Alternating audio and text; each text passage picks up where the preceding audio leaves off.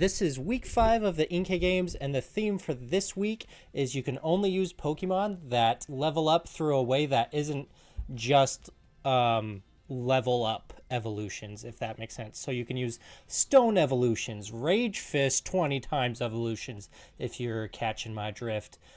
Friendship, Stones, Trading, Hisuian blocks, etc. So these are some Pokemon that are all legal according to the rules, and I have decided to go for kind of a more offensive team.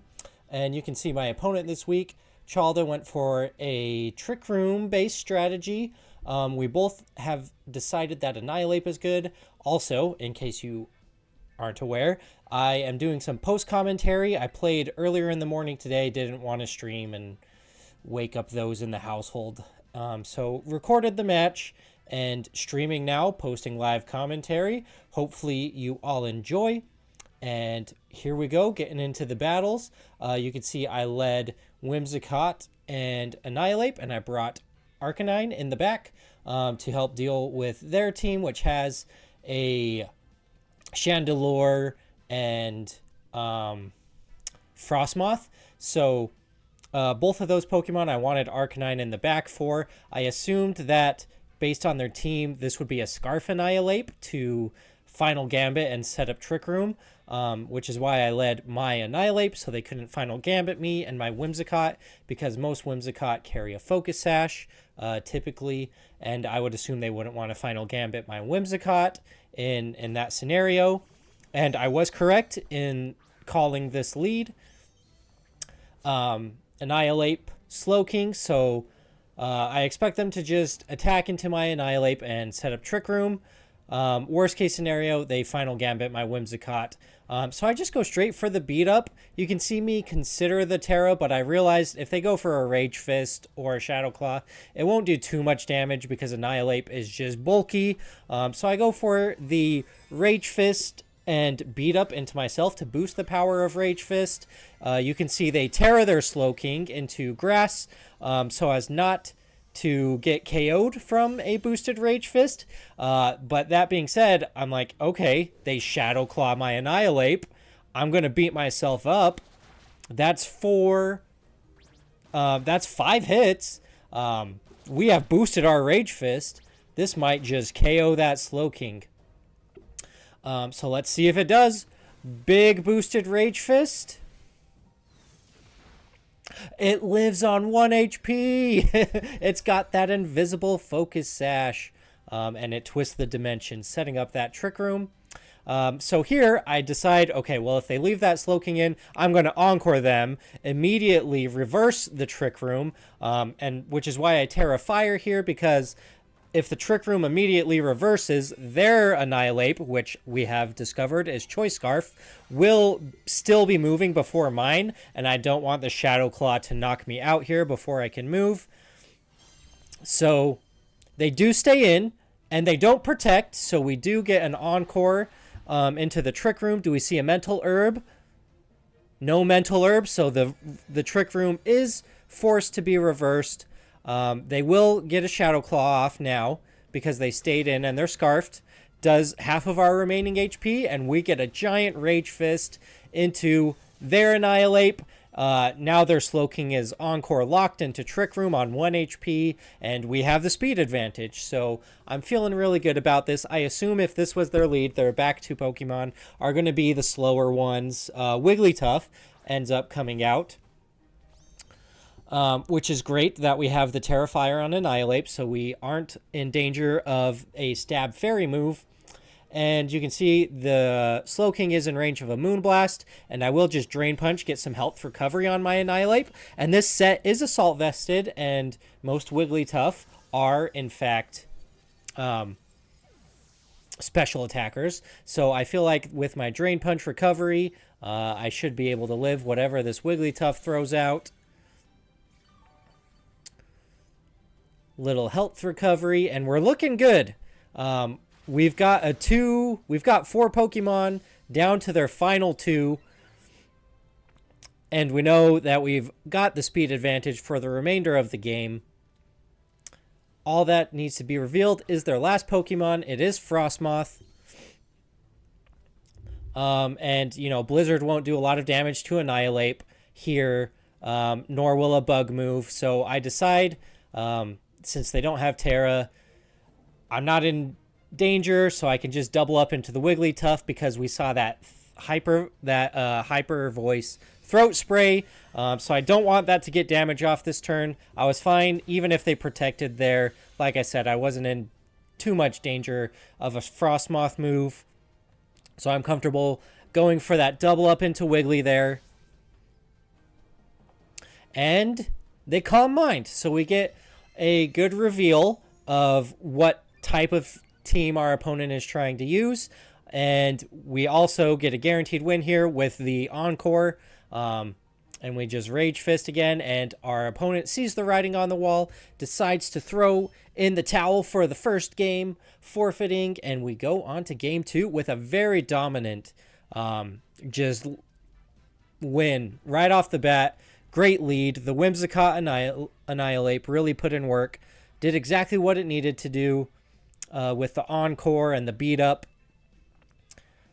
And yeah, just overall, really oppressive lead. So now I'm thinking, will my opponent adjust at all? I mean, obviously they're going to adjust. Getting Trick Room up is possible, as we saw that they live the Terra.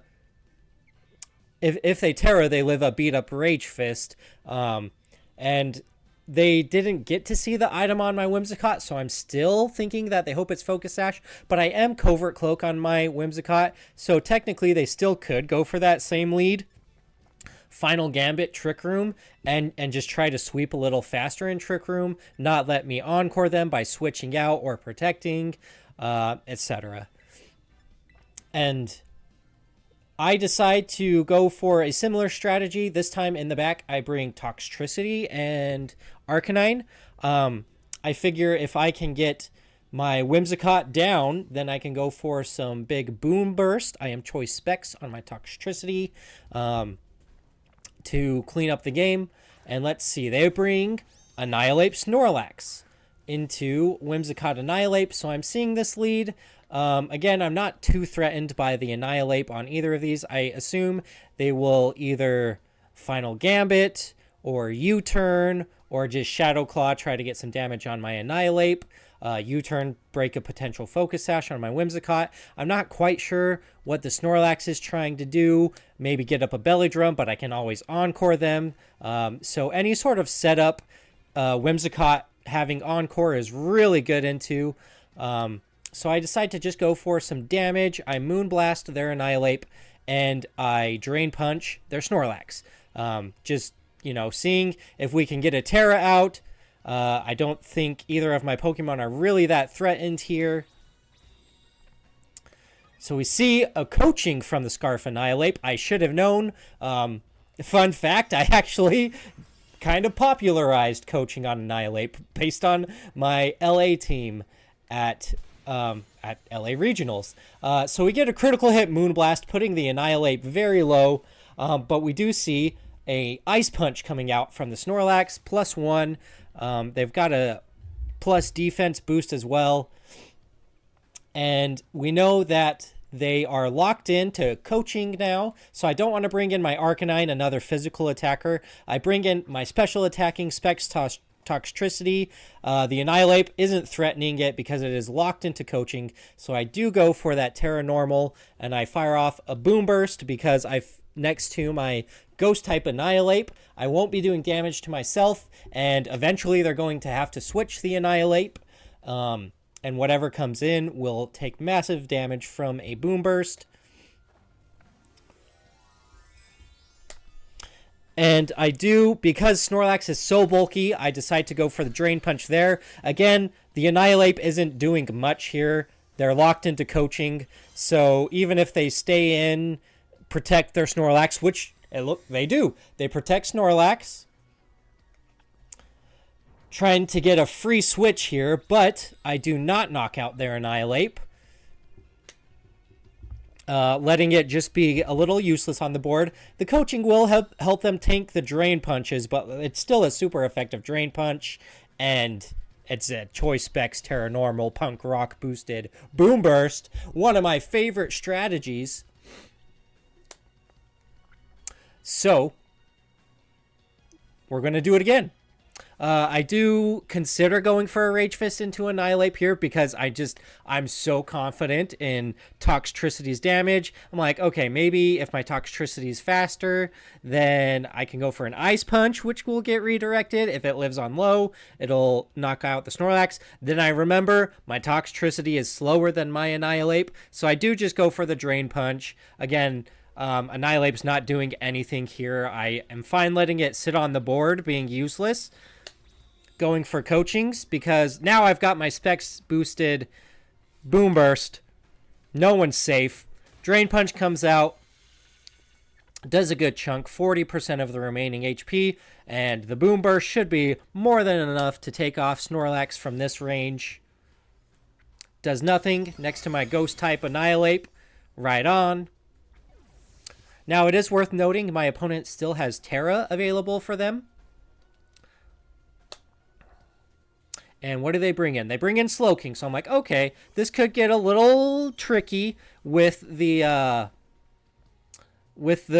Trick Room if they have the right tool in the back. So I go for my Boom Burst and I U-turn, doing some super effective damage into the Slowking, and I think U-turning here is safe because Boom Burst does so much damage, but I have a resist to the Boom Burst in the back, getting my Intimidate on the Annihilate now while it's not doing damage. Either they switch out and I don't Intimidate them later, or I Intimidate them now and they can't do any damage.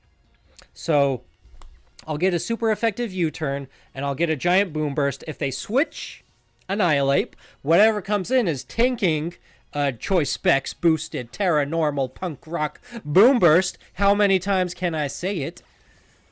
Big U-turn does some super effective damage, but Slowking is just such a tanky Pokemon to begin with. Can it survive this Boom Burst? Can my Arcanine survive this Boom Burst? Can their Wigglytuff survive this Boom Burst? And it's like, okay, maybe Wigglytuff, because now that has a competitive boost, can sweep me in Trick Room if this goes poorly. So we'll see. Whoa, it just destroys everything. I critical hit the Wigglytuff, but I didn't crit the Slowking. It just goes down. So it doesn't matter. It's like, yeah, the crit probably mattered to knock out the Wigglytuff there, but it was going to go down to the next move anyway before it moved. Now, the Annihilate comes in. Both of these Pokemon are weak to fighting, but they are Choice Scarfed, and my Annihilate in the back is immune to fighting. So with only one Pokemon left, if they go for a fighting move, then my Annihilate wins. If they go for a Ghost move, then my Toxtricity wins. They are pinned. There's nothing they can go for here to do damage to all my Pokemon. They do go for a close combat trying to knock Toxtricity out. I switch it out because I was locked into Boom Burst. And Flare Blitz takes out the Annihilate, putting me a 2-0 win for the week. And 3-2 overall in the standings for my division. Hopefully, I'm looking at a good lock for playoffs. GG's to Chalda, and thank you for watching. I will see you next time.